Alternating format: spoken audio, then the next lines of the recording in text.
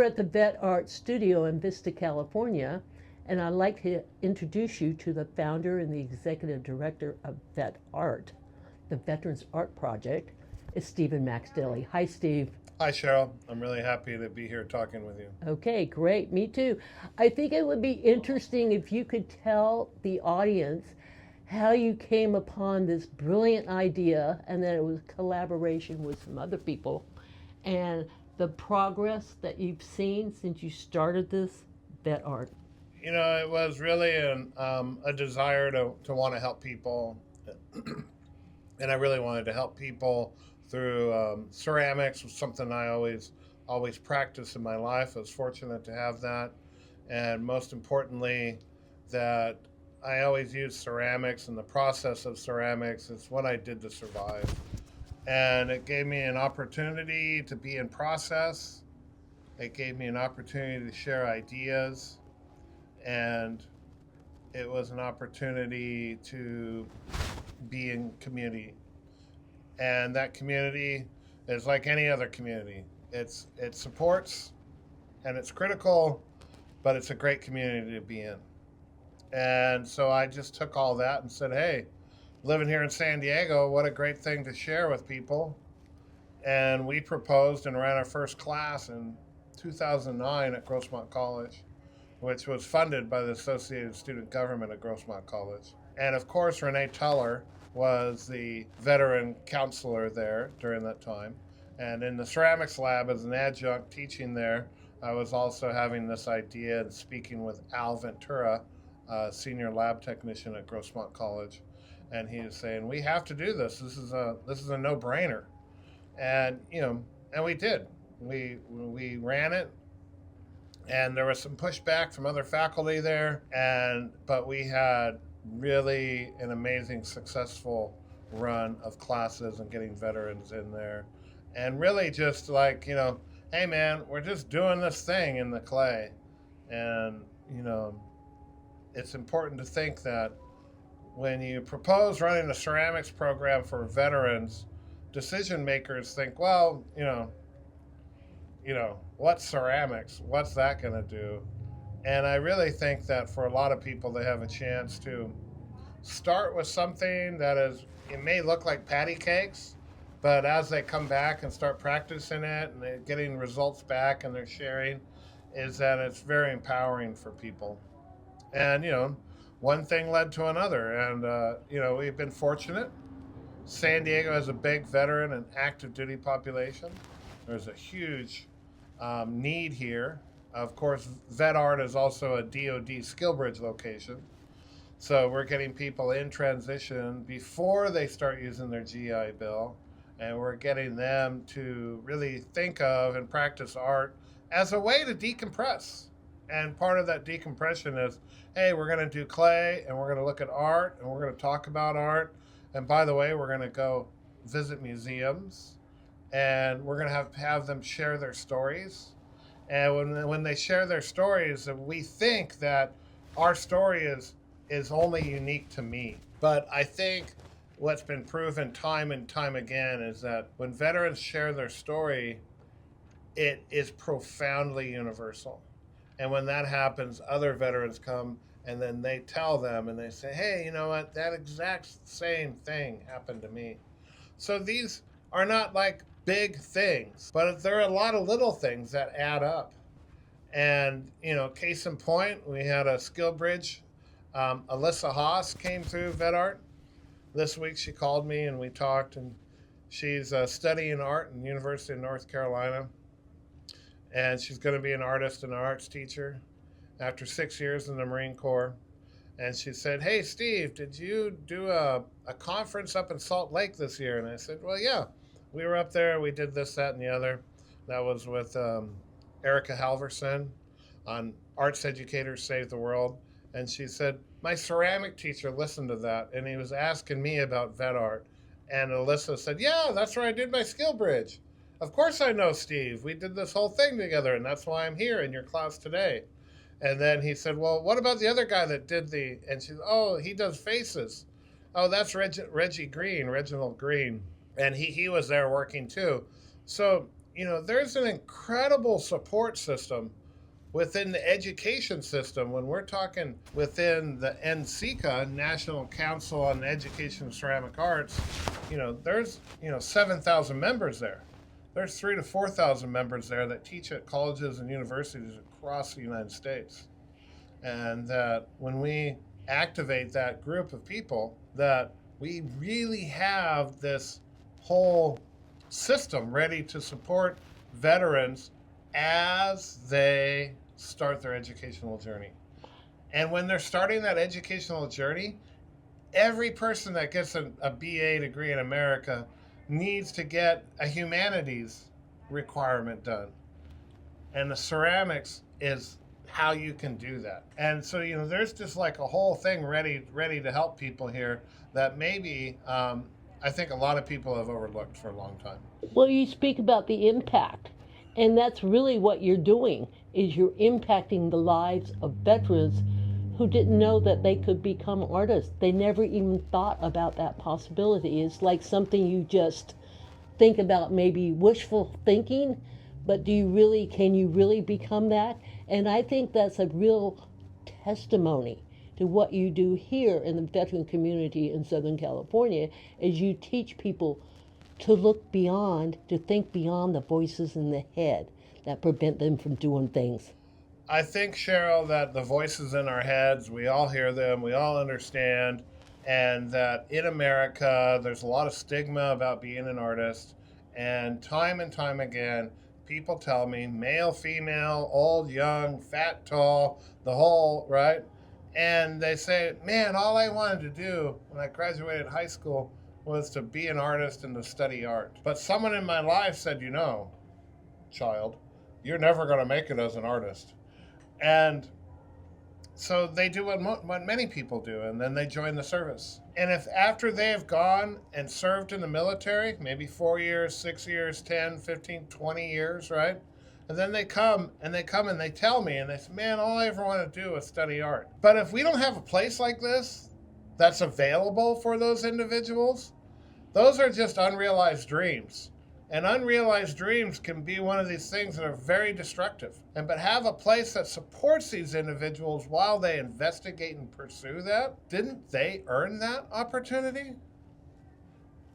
They signed up, they went into harm's way, they supported that, and now they're back here. And if they can't do that, then none of us can do that. So I think it's just like it's just what I believe is the right thing to be doing. Hello, my name is Sheryl Shaffer, and I served in the Women's Army Corps from 1968 to 1971, so that makes me a Vietnam-era veteran. But we're sitting today at the VetArt studio in Vista, which happens to be right by Oceanside. And my fathers were Marines, and I was born at Camp Pendleton in 1948. 3 months premature. And the reason I bring that up, because I only weighed 1.5 pounds when I was born, so the odds were stacked against me. So I survived that. So long story short, my fathers were Marine Corps World War II veterans. My real father served in Guadalcanal.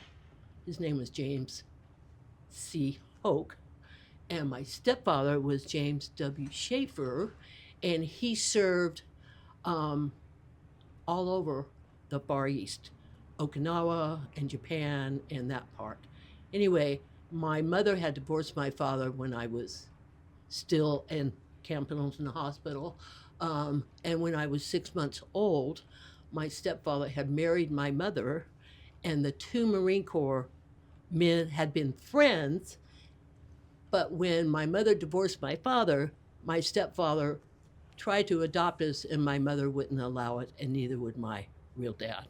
So that's the Marine Corps story. I grew up as a Marine Corps brat, and we mostly stayed in the United States, as my father, as he remarried a woman who had been the widow of a police officer, and they traveled in Europe. He spent a lot of his time in Europe, and he was heavily involved in the Shriners, and he was a 32nd degree Mason.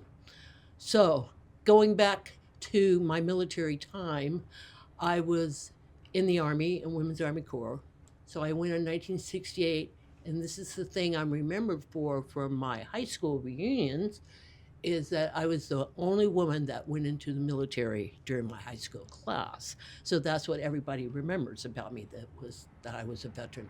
So I liked being in the military. It taught me discipline and teamwork and how you work together as a team to accomplish whatever the mission is. So I was a specialist fifth class when I got out. So I got out in 1971. So during my time after I did my basic at Fort McClellan, they transferred me to Fort Knox, Kentucky. That's where all the gold is at. And they said, okay, Shaffer, we like you, so you're going to be stationed here. So what my job was at that time, I did the 201 files of the newly commissioned second lieutenants who were at the armor school. Armor means tankers. So they were the commanders in the field of tankers. While I was in the Army at Fort Knox, I rose to the rank of E5. And at that time in the Army, they said to us, oh, you're an E5 now, so you can pick your next duty station. So I said, oh, that would be awesome. Can I go to Germany? They said, sure. So I went to Germany. Now, when I landed at Frankfurt International Airport over there, this Army sergeant met me over there, and he said, okay, Shaffer, we want to send you to Heidelberg, or we want to send you here, there, or wherever in Germany. And I said, well, I really don't want to re-enlist or extend my current enlistment. I really want to go out and go to college on the GI Bill. So he tried to say, well, we'll make you an E6. You can be Staff Sergeant Shaffer. And I kept thinking, the military was a great experience, but in some ways, there's the Army think. You have to, the right way, the wrong way, the military way is the best way I can express it. And because I was a military brat, born and raised in the Marine Corps, there's no way I was going to go into the Marine Corps. But my mother, who was in the Women's Army Auxiliary Corps during World War II, I said, if she can do it, I can do it. That's why I joined the Women's Army Corps, because my mother was in during World War II. So moving forward and going to Germany, I was stationed in Frankfurt, Germany at 97th General Hospital. And during that time, since I wasn't willing to extend my enlistment by a year or a year and a half, they basically sent me to the wards. So they were always happy to see me, because I go in there and I say, hi, it's Sheryl. This person, you're all going home. They were so happy to see me. So here's my great Germany story. So one day I go to the ward and I give this young man, I don't even remember his name, I give him his orders. He was so excited. He looked at me and says, hey, lady, do you want a car? I said, what? I was not expecting that. He says, I'm going home next week and I need to give somebody the car. Do you want the car? He says, all you have to do is make sure you have insurance, go to the MPs, change registration, do all that. So I did that. So I learned to drive in Germany on the Autobahn in Frankfurt, Germany, no speed limit. So it was a pretty awesome experience and not something I ever expected. Do you remember what kind of car it was? Yes, it was I called it the French Bomb. It was a 1963, I think it was, white Renault with red interior. Stick shift. I drove that thing all over Europe. It was so much fun. In the Army, and I went home the first time, I said to her, I'm only coming home for one reason. She said, what is that? I said, you need to help me get my driver's license. So they had a Pontiac Firebird at the time. So I drove that, and I got my California driver's license. Nice. But I really learned to drive in Europe, and I loved it. It was a lot of fun. Drove all over Germany. And then one sad day for me, I was in downtown Frankfurt, and I hear this thud. I said, oh my God, what is that? And somebody drove by and they looked at me and they said, hey lady, you just dropped a rod. I said, oops. So I just moved the car over, parked it, called up the MP, can you come and get the car? And it was okay with me because I had a month less left on my enlistment. So when I told the commander that I had a month left, he said to me, well, Shaffer, what is it that you're going to do? You want to go to college on the GI Bill? I go, yeah. So they gave me 30 days. They laid me out a month early so I could go to Skyline College in San Bruno, and I did. So that's my military story. I'm really happy that I was in the military. My parents, since they were all veterans, were really proud of me because I went into the military. My brother did not go, he couldn't go. He had been in a motorcycle accident, tore up his back, so he couldn't go. So, and my sister never considered, she's 9 years younger than me. So that's my military story. I'm glad I went to college on the GI Bill, had no student debt. So for me, that was a great experience. So now, fast forward to now. So 3 years ago, I get this strange phone call from Phyllis Thomas Miller, who's an incredible artist. She actually sent me an email. She said, "You know, Sheryl, would you like this job filming da da da da?" And I wrote back, thinking it was a nuisance call, to be honest, a spam call or whatever. And I said, only if he can pay me something, at least put me up in a hotel. So she writes me back and says, "You need to call Steve, da da da, here's his phone number." So I call Steve. I call Steve Macks Dilley. And this man says to me, I say to him on the phone, "Hi, this is Sheryl Shaffer." And he says, "Yes."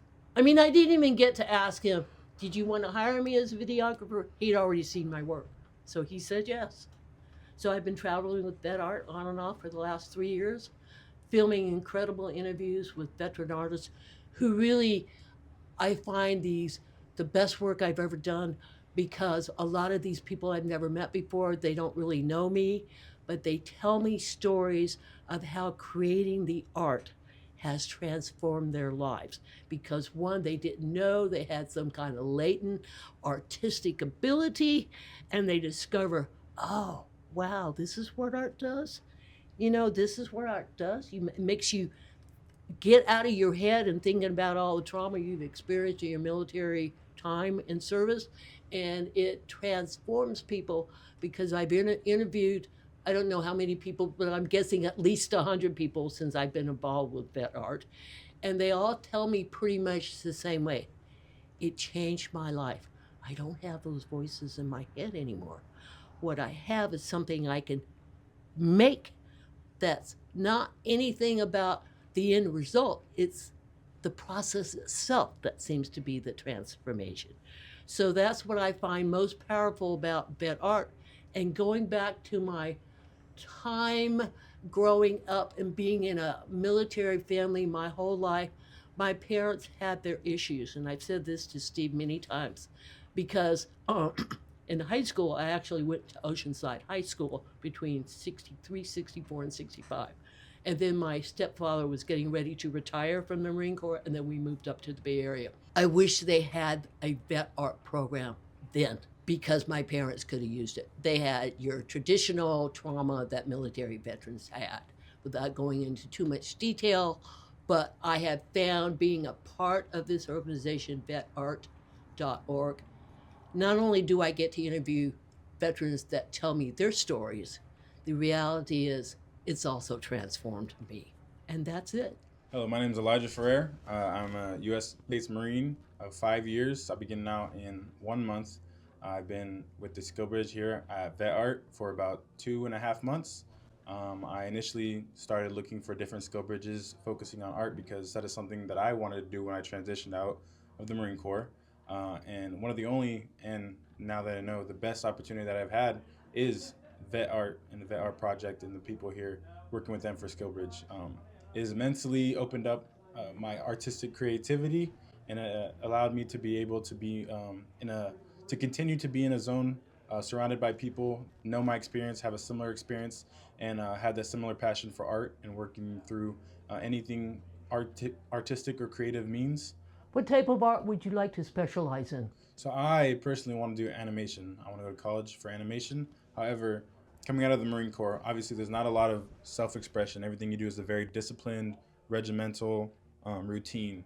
Coming at VetArt, it was a great experience for me. It allowed me to further create that artistic freedom that is not as strong as when you're in that disciplined environment. So, but I still get to do it with the company of people that know my situation, are familiar to what we do, and are familiar to the transition, because some of them or most of them have already done that process. So I've had a great time met a lot of people, had a great experience working with people, having fun with them, learning new things, learning more creative arts, more creative ways to express myself. And I implore anybody that is looking to do a more creative or looking to still continue to have that creative and fun community that that you get along with the veterans, or when you get out of the Marine Corps or any other branch. I would recommend going or doing the Skillbridge with VetArt. There's great people here. It's a great community, and you learn a lot of things. You feel at home. How would you persuade your fellow Marine Corps active duty who's transitioning out in the next month or two? How would you persuade them to get involved in Skillbridge? So transitioning out of the Marine Corps, obviously it's from a very disciplined, a very regimental, a very structured place where there's not a lot of self-expression. Being at the Skillbridge here at VetArt has allowed me the opportunity to be able to get back into my creative freedom, be able to artistically articulate how I feel, how I implore the world, my expression, what I like to share, what I like to do for art specifically. And it's allowed me to stay in a community of people that know my story and that have similar stories as well. VetArt for me, has been a joy to be able to get back into my creative freedom, be able to create different kinds of art through different mediums, be able to work through issues that I have without having to talk about it, just being able to work through it with other individuals that understand the things that we go through. Being in a community full of people that have been through what we've been through, and just working together, having fun, just being there for each other and having a good time creating things that we love to do.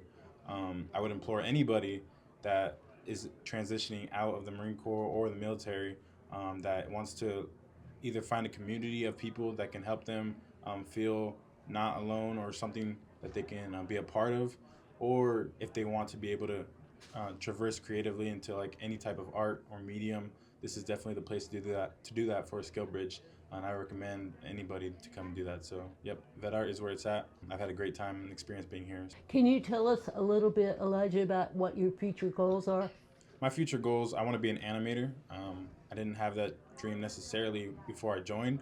Being at VetArt definitely propelled me in that direction. I thought I had to get something that was very structured, very safe job, but being here made me really feel the emphasis to be able to express myself and choose a direction that I would love to do and that I would feel empowered to do from who I am and what I care about. So, if for some reason animation does not work out because of artificial intelligence, is what I'm thinking, okay, what other art would you consider doing?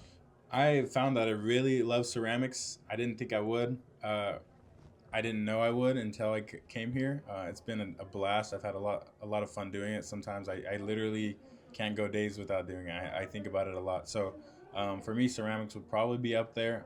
I also, any type of concept artist or drawing, any type of painting, anything like that, I love to do. I do love film and shows and music. So anything in that direction, I would love to do if for some reason animation wasn't available for me. It's the creativity is what you're after, correct? Yes. And it doesn't really matter the medium that you use, is that you create something. That's what I get out of doing the interviews that I'm doing. Mm-hmm. It gives me something to do. It gives me a purpose. And I understand what you're saying. Is there anything else you would like to say to your fellow Marines who are thinking about, oh my God, I'm going to be out in 30 days, 30-day countdown, and what am I going to do with my life? This is a life question. Yeah. And you've already answered it in a way, but I want you to once again encourage others to really think about getting into the DoD Skillbridge program. How did you find out about that program? Honestly, the DoD Skillbridge, I found out about it just through like the normal transitioning out, the class they give you. But specifically VetArt, I just found it. Luckily, I was looking for things specifically with art. This was one of the only ones that was there. This is like I said, it was an amazing place. Luckily I found this place. It was great. It was a dream come true. Hello, my name is Cody Anderson, and I am soon to be retired, 14 days to be exact. Soon to be retired from the United States Navy. I was a CSC for 20 years, and coming down to... For the people that don't know what that means, could you tell me what... Oh, yeah. What does CFC mean? CSC is a culinary specialist, so a cook. Oh, yeah, Yeah. okay. Yep. I went in as a cook, and then I became what's called an enlisted aide, and did that for the rest of my career. And as I was nearing my time to retire from the Navy, I had to figure out what I was going to do next. I knew that I didn't want to do what I had been doing. I wasn't sure where to go and where to begin, just generally speaking. And so I had heard about the Skillbridge program, and I I went through that process. I ultimately convinced my command to let me go 3 months early, and so yeah, I ended up here at VetArt Project, the Veterans Art Project. Short and sweet. I wanted to get back into the arts scene, but at the same time, I wanted to put my education to practice because I'm also working on my master's in public administration and nonprofit management. And so um, when I found this opportunity, I reached out to the director, Steve Dilley, and I I gave my background and kind of told him where I was at, and he decided instantly it was a good fit for me and him, and I came here to basically, well, I came here to learn a lot more about the nonprofit space, but in the process, I've also ended up learning a lot about like ceramics and glass, and most of all, a lot about myself, because I wasn't I there was just a lot that I didn't have enough time to think about when I was active. Well, what did you learn about yourself by your involvement here? What was the awakening if that you figured, oh, I didn't know this about myself? That self-discovery moment. I think a lot of it was, well, that I was a lot more than an E7 in the Navy, right? And I was a lot more than the things that had defined my success all along in the Navy, and that I could kind of branch out, like think a lot more outside of the box, use my imagination in ways that I definitely wasn't able to exercise for so long. Um, I also learned that I'm an artist, which is really cool because it's getting me to think a lot more intrinsically about, okay, well, why am I making this, or what is the inspiration for doing whatever I'm doing, um, and then a lot of those processes, the boring and hard stuff in the beginning, really it makes you consider just life overall. So were you an artist before you went into the Navy? Yes, my entire childhood was music. I played the euphonium and tuba for uh, like 6 or 7 years, and I also sang, and I was doing that. It felt like 24/7, and at the time I was situated to audition for scholarships and go straight into college to do music. And somewhere along the way, I decided that I needed a different experience. I needed to learn something else. And so I joined the Navy at the ripe age of 17. You said earlier you were going to work on your master's degree. Mhm. Have you already enrolled in college? Oh, I have 6 months left to finish.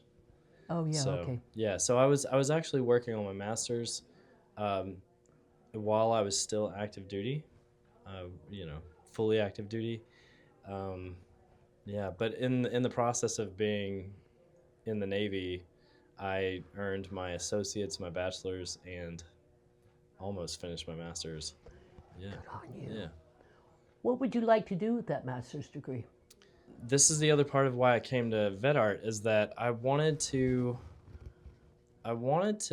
get into something where I get to help people and I get to make a process better that ultimately helps people. And to narrow that down, I wanted to work somewhere within the arts uh, sphere. So um, yeah, that's where I'm at currently, is looking at those possibilities. Well, just think you have your whole future in front of you now. Yeah, yeah, And you have your retirement to look forward to, as far as you know you have income coming in all the time. yep, yep, And that gives you the freedom to do what you want to do. yeah, absolutely. So do you have any encouraging words to your fellow sailors? How would you persuade them to really consider getting into not just VetArt, but the DoD Skillbridge program, and how it transformed you?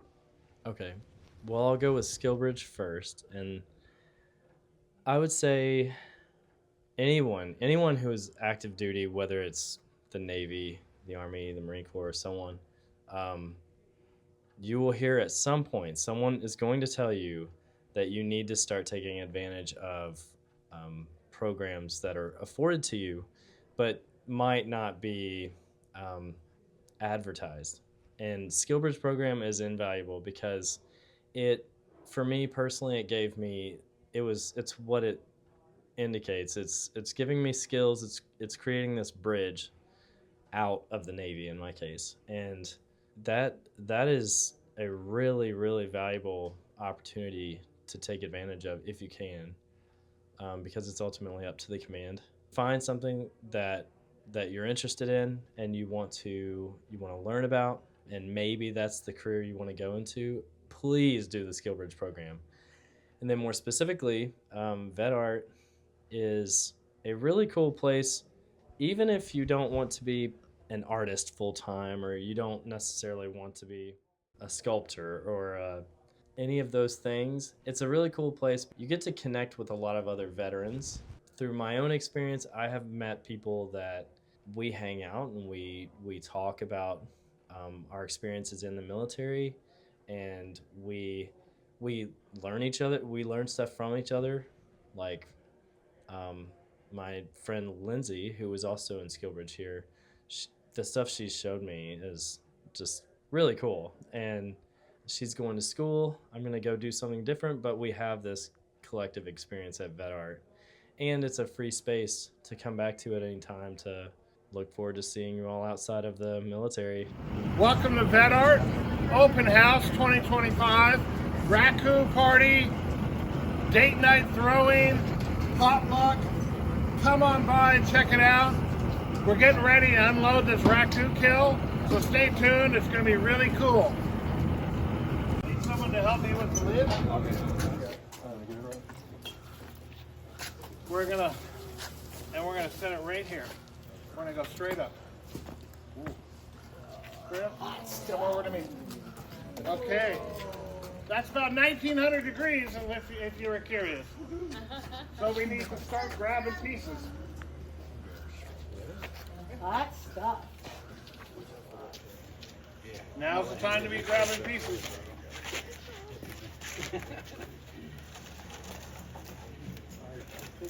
All right. And then close. Come on. You want that closed? Put it on the enclosure. Yep. Why isn't the sheet wrap? I was about to. Whose pieces are these? Mine's on the far side there. I was waiting just so I wouldn't be in the way. No, now's the time. There's no really being in the way. How about you come around this side? Just grab it. There it is. There it is. That looks great. Looks like a beer stein. Right? Reggie, is this your face? Yeah, I'm about to. I was going to throw some sawdust in there. One more piece on the other side. Oh, great. Well, you know, it's funny, they don't make them in any other color than orange.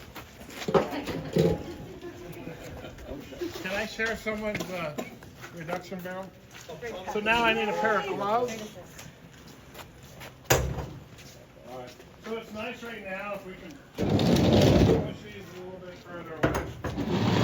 A little bit of safety. You have a reduction Will you set barrel those on the that's full bucket? of smoke. Just so we don't throw them in, Take the because they're lid still off kind of of wet. it. Oh, yeah. You'd only take that lid off and step away from it. oxygen runs in there, right? And it looks like a bunch of smoke, and then a bunch of fire comes up. All right, a little bit of a backtrack. Should I take it up? Do we leave them on or take them off? Leave them on. Reggie was telling me about it.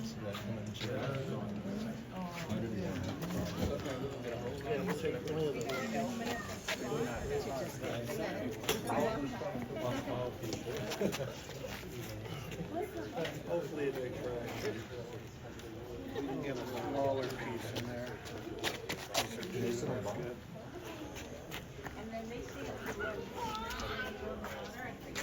We're gonna try again. The flame coming in this way, we don't want to shut that off. So we could do something like that, because that's a low piece.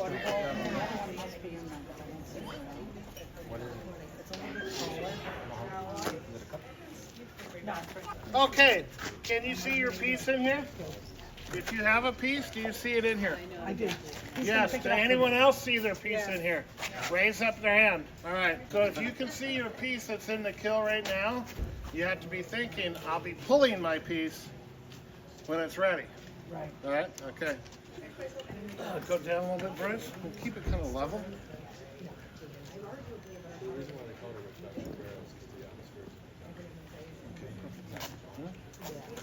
So now, like the kiln, we'll start bringing it back up in temp. And it'll probably be about another 40 minutes before we pull again.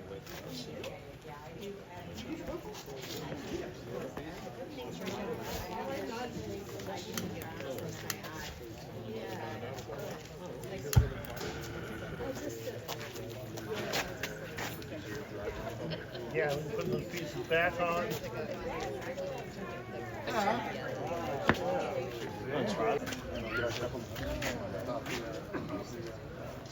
All right, that's looking good. If we can get that other bottle on there, that would be good. Remember, if you made something that's about this big and you want to put it in the Raku firing, which we can do, but let's practice with you picking up like a quarter with a pair of tongs. Oh, so Because when it's 1400 degrees, it's a little bit harder, right? Right. So just 10 minutes. So yeah, it's probably going to be until 9. I'm sorry? You have some stuff on top. Oh no, that's not a problem. Okay, you have pieces. You can print it.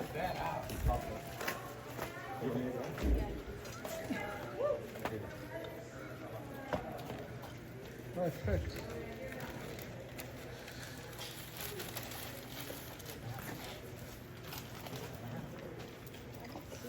No, gotta jump, eh?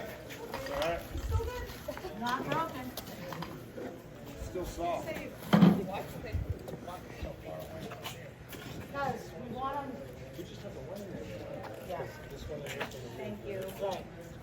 This, the girl that made this one, I didn't see that here anymore. Do you want me to take that? Stand on the right. Here. Yep, you can see there's a cutout in it. Yeah, chicken. I think it's a chicken or a duck, I don't know.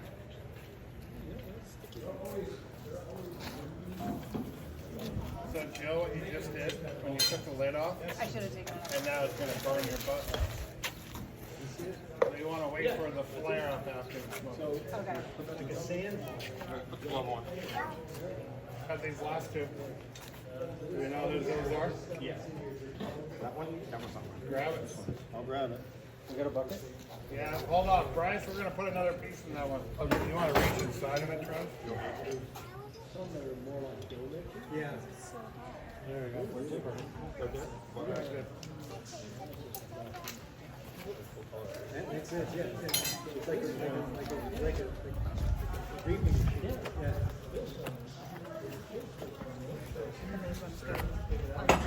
No, hold off on that one. Maybe up here.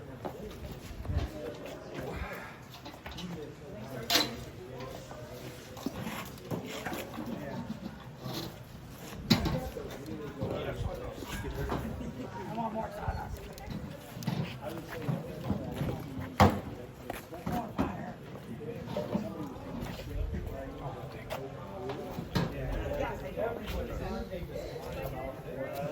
Yeah. I got one lopsided bowl.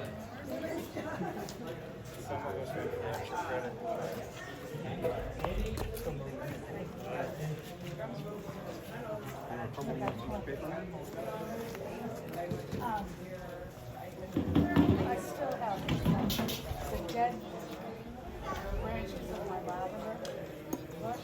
I pull them off. All right. Grab that thing. Lavender smells so good. You don't think I'm strong enough? No. I wanted to put Reggie's pieces in there. A little bit to me. Yeah, it's like say. Perfect, thank you. All right, so these pieces here, you can put some gloves on, and we can put these up here. Christian? Right here. Yeah, we want to. So let me get the skill going. But hold off in a minute. Hold off, Christian. I don't want people walking across those hoses. So I want you to work from here. Yeah. Yes. Sorry. These were on top before. Do we put them Put them back on there, yeah.